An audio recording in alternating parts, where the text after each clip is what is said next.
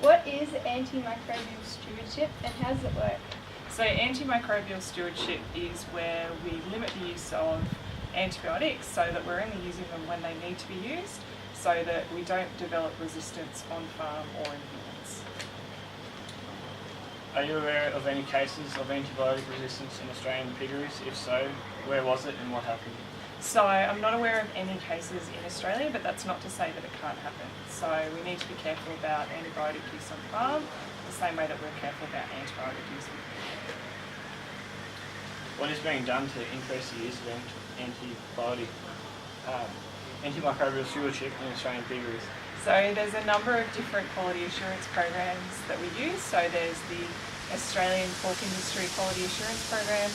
There's a couple of others like the RSPCA program, and all of them actually have modules that specify about using prescription-only medication.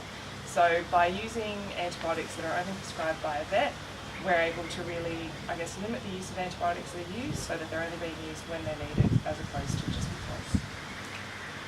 Why is it important to control antibiotic resistance? Because we can then end up with superbugs. And superbugs not only affect our livestock, but affect people too. And so if we get viruses or bacteria that are resistant to antibiotics, we've got nothing that can treat them, which means that people could end up losing their lives. What will happen if antibiotic resistance is not controlled? If it's not controlled, we could all get very sick, which is why it's important that we really start thinking about how we're using antibiotics through our entire food supply chain. Are you aware of any future research into reducing or slowing down antibiotic resistant control measures? Yes, so there's a lot of research happening. They're always on the lookout to develop new types of antibiotics. There was some really exciting stuff that came out about platypus milk actually being something that could be applied as a new type of antibiotic. There's a really good centre called the Centre for Antimicrobial Stewardship, which is an Australian organisation that looks and sets policy for the type of antibiotic use on farm and with people as well. What diseases and infections are common in pigs? So there's a lot of different type of E. coli types of infections, so gut bacteria infections. There's also a few respiratory type infections, so viruses that can infect lungs.